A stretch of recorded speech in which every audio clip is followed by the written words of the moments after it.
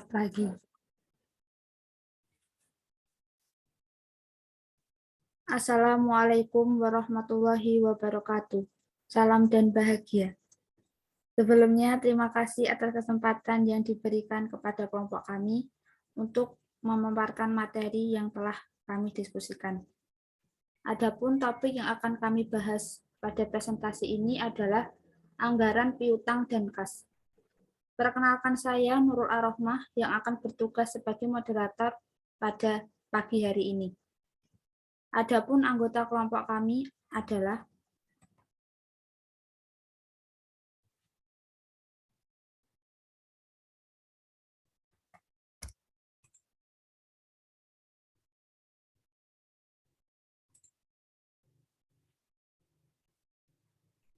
Tia Rindang Farikah dengan NIM 2020-008003, Melinda Rizky Setia Putri 2020-008019, Arneliana 2020-008262, dan saya sendiri Nurul Ar-Rahmah 2020-008034. Untuk mempersingkat waktu, selanjutnya, pemateri pertama akan dibawakan oleh Mbak Tia Rindang. Kepada Mbak Tia, saya persilahkan. Terima kasih untuk kesempatannya.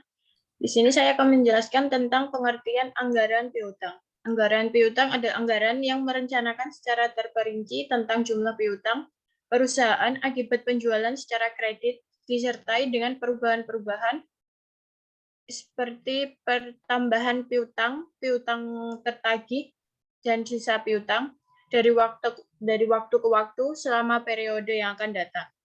Penjualan yang dilakukan oleh perusahaan secara kredit memiliki tujuan meningkatkan volume penjualan dikarenakan meningkatnya tingkat persaingan, mengingat kompetitor yang semakin berani memberikan kredit dengan tujuan meningkatkan penjualan maupun meningkatkan jumlah pasar. Selanjutnya, jadi piutang itu ada karena yang pertama terdapat dua pihak, yaitu kreditur dan debitur. Yang kedua, ada kesediaan debitur untuk melunasi kewajibannya kepada kreditur. Yang ketiga, ada jarak waktu mulai timbul piutang sampai saat pelunasannya. Yang terakhir, ada hak menagih yang dimiliki kreditur. Selanjutnya ada jenis-jenis piutang. Yang pertama ada piutang dagang. Piutang dagang sendiri yaitu piutang yang timbul sebagai akibat menjual barang secara kredit dari usaha pokok secara kredit dari usaha pokok perusahaan. Yang kedua ada piutang wesel. Jenis piutang ini yaitu piutang yang didukung janji tertulis dalam bentuk wesel. Piutang wesel dan piutang surat berharga dapat terjadi karena menjual barang secara kredit atau pembelian pinjaman dalam bentuk uang. Piutang wesel ada jenis piutang dengan periode kreditnya lebih dari 60 hari. Yang ketiga ada piutang surat berharga. Contoh dari piutang ini yaitu ada biliet giro, belum jatuh tempo, cek kosong, dan cek mundur. Yang keempat ada beban dibayar di muka. Contoh dari piutang ini ada sewa dibayar di muka, iklan dibayar di muka, bunga dibayar di muka. Yang kelima ada setoran jaminan. Contohnya ada untuk keperluan garansi atau jaminan bank dan keperluan menjalin hubungan bisnis lainnya. Yang keenam ada piutang pajak. Contohnya ada angsuran pajak, pajak masukan, kelebihan bayar pajak. Dan yang terakhir ada piutang usaha. Jenis piutang ini adalah piutang yang timbul sebagai akibat menjual barang atau jasa secara kredit dari usaha pokok perusahaan, dan jenis piutang ini bisa ditagih dalam waktu antara 30 sampai 60 hari.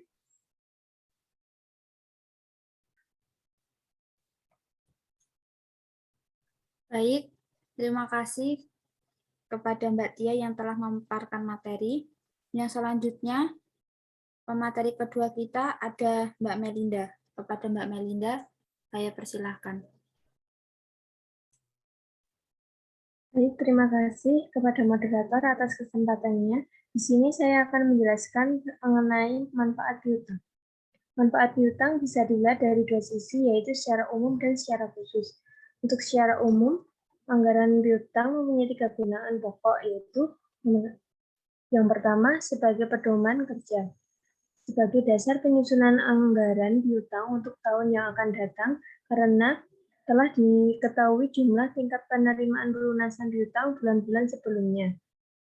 Ini bisa menjadi bisnis memiliki rencana yang lebih jelas berdasarkan modal yang akan mereka dapatkan di masa depan dengan memiliki strategi anggaran piutang yang baik. Yang kedua, sebagai alat pengkoordinasian kerja. Sebagai alat untuk mengendalikan jumlah piutang dalam jangka waktu tagihan supaya tidak terjadi keterlambatan pembayaran kredit penjualan, yaitu meminimalisir kerugian akibat piutang yang tidak terbayar adalah hal penting dalam proses ini. Oleh sebab itu, proses penganggaran piutang berdampak dalam operasi bisnis dan kebijakan memberikan jumlah piutang. Yang ketiga, ada sebagai alat pengawas kerja. Untuk menilai kinerja perusahaan dalam mengelola perputaran piutang yang nantinya akan berakibat pada jumlah kas yang ada di perusahaan. Jadi, pada intinya, pengelolaan piutang yang baik akan membuat kas bisnis yang sehat. Next, Mbak.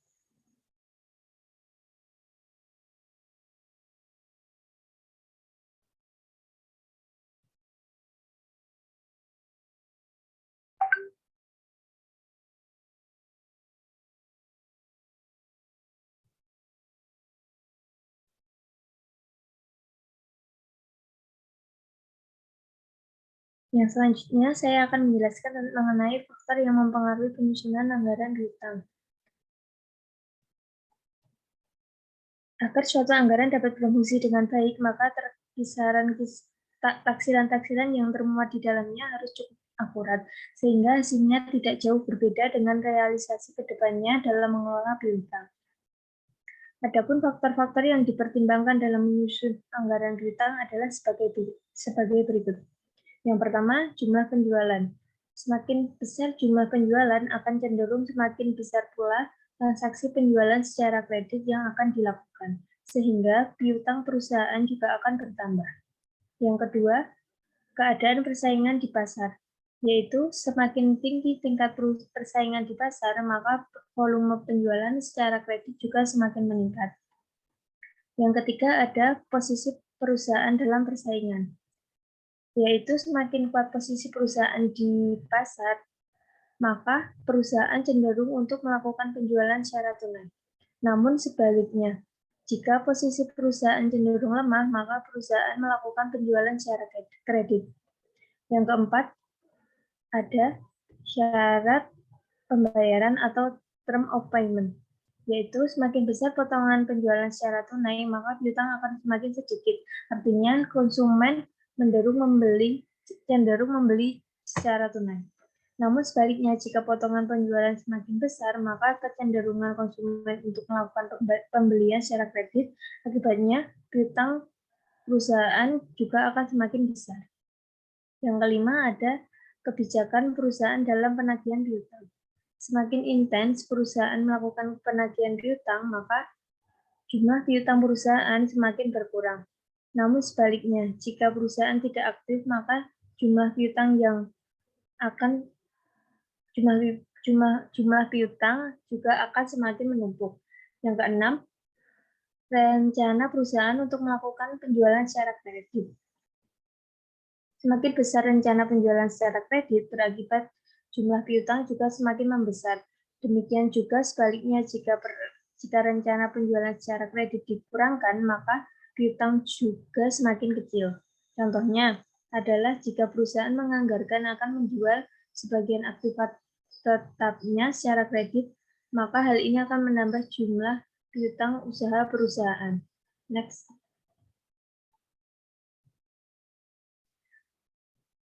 Di sini saya juga akan menjelaskan bagaimana tahapan dalam menyusun anggaran piutang. Yang pertama, tentukan presentasi penjualan. Hal yang pertama harus Anda lakukan telah mencari tahu dan menentukan besarnya penjualan tunai dan penjualan kredit yang dihasilkan oleh perusahaan dalam jangka waktu 1 bulan, triwulan, atau jangka waktu tertentu. Yang kedua, menentukan besarnya syarat penjualan kredit. Hal ini akan mempengaruhi jumlah piutang yang akan diterima oleh perusahaan dan merangsang kepada pelanggan untuk segera melunasi piutangnya. Misalnya, Anda membolehkan pelanggan untuk melakukan pembelian secara kredit jika jumlah nilai pembelanjaan mereka di atas nilai yang telah Anda buat, atau telah melakukan pembelian berkali-kali. Yang ketiga, ketahui presentasi piutang tak tertagih pada bisnis Anda. Sebagai pemilik bisnis, pastikan juga Anda mengetahui besaran piutang tak tertagih yang biasanya ditentukan dengan persentase dan sesuai dengan pengalaman periode sebelumnya. Yang keempat, menentukan term of credit. Langkah terakhir, Anda harus memastikan Anda memiliki kesepakatan jangka waktu pelunasan hutang yang saling menguntungkan baik bagi Anda maupun konsumen Anda. Terima kasih. Waktu akan saya kembalikan kepada moderator.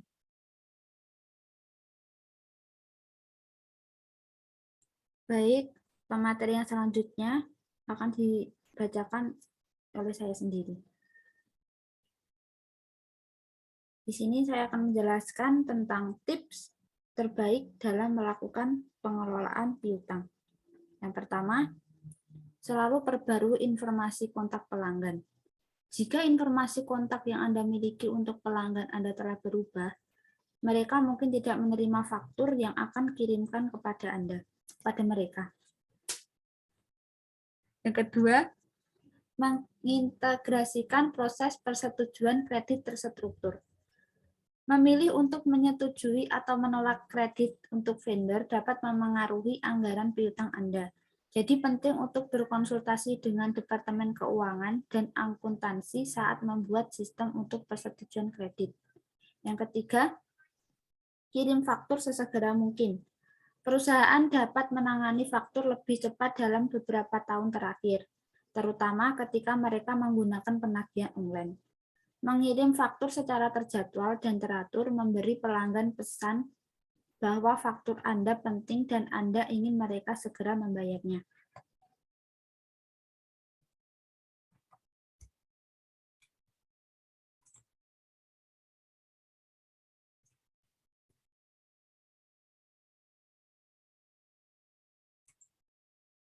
Yang keempat, kirim email pengingat.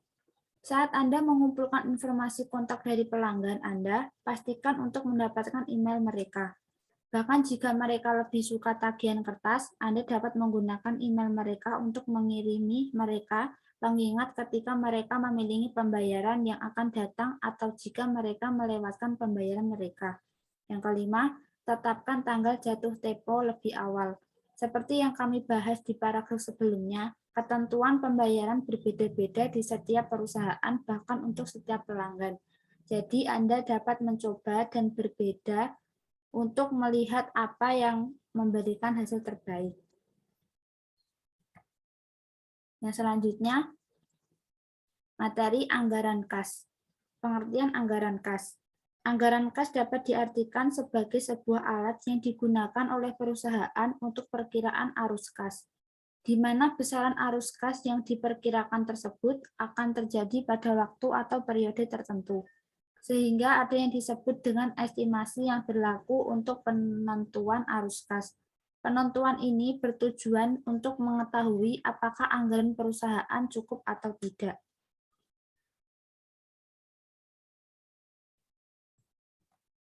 Di sini saya akan menjelaskan cara penyusunan anggaran kas. Yang pertama, tentukan arus kas masuk ke perusahaan dalam sebulan. Tentukan jumlah kas yang akan mengalir ke perusahaan dalam 1 bulan. Jika baru memulai bisnis, harus memiliki saldo awal dalam bentuk tunai yang ingin memiliki setiap bulan. Yang kedua, tentukan arus kas keluar dari perusahaan dalam sebulan.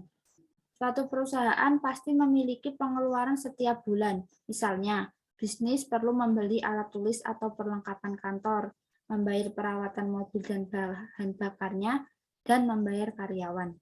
Yang ketiga, arus kas masuk harus lebih besar dari arus keluar. Setiap pebisnis tentu menginginkan aliran uang yang masuk ke perusahaan lebih besar daripada jumlah uang yang mengalir keluar dari perusahaan. Ini berarti bahwa arus kas masuk bulanan harus direncanakan dengan hati-hati dan arus kas keluar juga harus diminimalkan. Jadi, pemilik usaha akan memiliki cukup uang untuk menjalankan perusahaannya. Yang selanjutnya akan dilanjutkan oleh Mbak Arneliana. Kepada Mbak Arneliana, saya persilahkan. Baik, terima kasih atas waktu yang diberikan kepada saya. Di sini saya akan melanjutkan materi cara penyusunan anggaran kas. Jadi poin yang keempat adalah saldo akhir untuk bulan pertama menjadi saldo akhir untuk bulan kedua.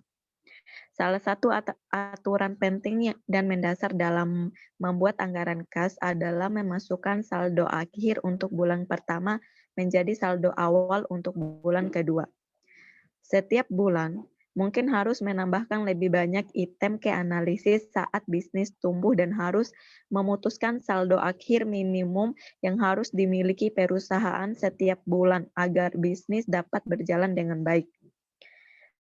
Yang kelima, jika arus kas berubah negatif, pemilik usaha harus meminjam uang. Jika arus kas berubah negatif atau bisnis menghadapi defisit, tidak ada salahnya jika harus meminjam uang untuk menutupi kekurangan kas untuk bulan itu. Meminjam uang dapat dilakukan dari keluarga, teman, investor, atau dari bank dan lembaga keuangan lainnya. Jika arus kas bisnis positif pada bulan berikutnya, pengusaha dapat membayar kembali pinjaman. Yang keenam, konsisten dengan anggaran kas selama periode yang direncanakan. Terus, lakukan anggaran kas setiap bulan. Usahakan agar pinjaman seminimal mungkin dan arus kas masuk lebih besar dari arus kas keluar. Next, Mbak.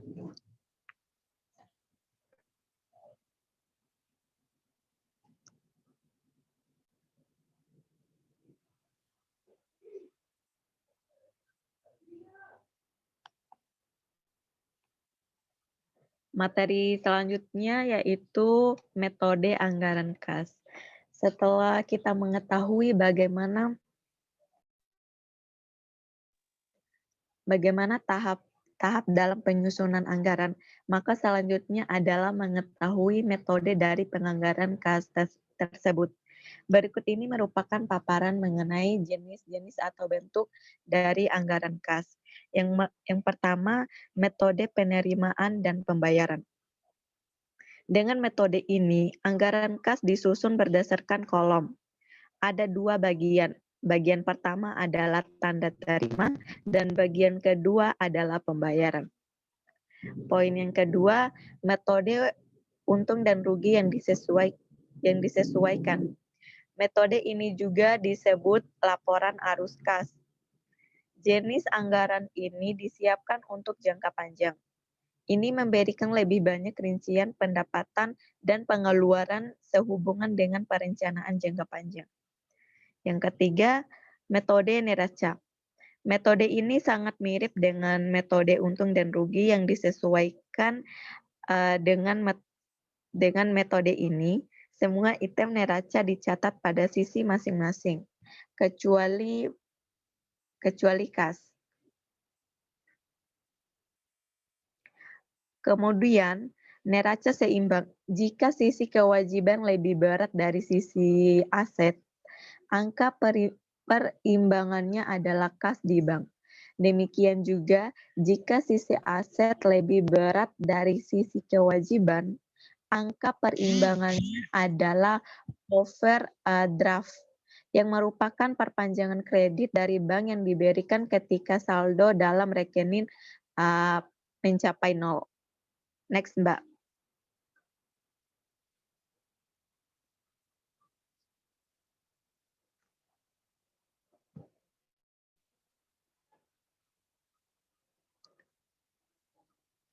Materi selanjutnya yaitu contoh dari anggaran kas. Untuk contoh anggaran kas ini dapat dilihat dari adanya pendekatan yang digunakan yaitu jangka pendek dan jangka panjang. Di mana untuk jangka pendek ini merupakan anggaran yang digunakan dalam jangka 1 tahun. Pendekatan ini digunakan sebagai melihat situasi keuangan terhadap kas keluar yang terjadi secara terus-menerus. Selanjutnya, untuk jangka panjang yang berlaku dalam jangka 5-10 tahun mendatang, dengan manfaat yang bisa diperoleh adalah untuk mengetahui bagaimana kemampuan perusahaan.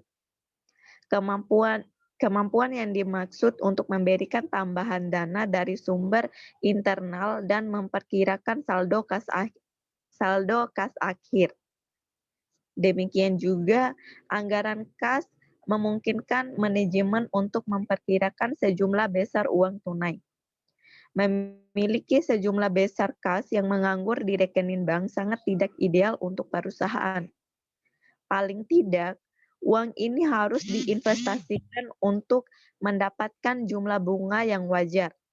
Dalam kebanyakan kasus, kelebihan uang tunai lebih baik digunakan untuk memperluas dan mengembangkan operasi baru daripada hanya menjadi dana menganggur dan tidak menghasilkan apa-apa untuk perusahaan. Anggaran kas memungkinkan manajemen untuk memprediksi tingkat.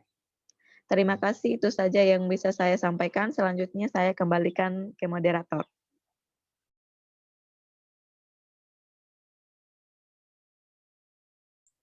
Baik, demikianlah itu tadi presentasi dari kelompok kami. Saya sebagai moderator mewakili anggota dari kelompok kami memohon maaf atas kekurangannya dan terima kasih untuk perhatiannya. Wassalamualaikum warahmatullahi wabarakatuh.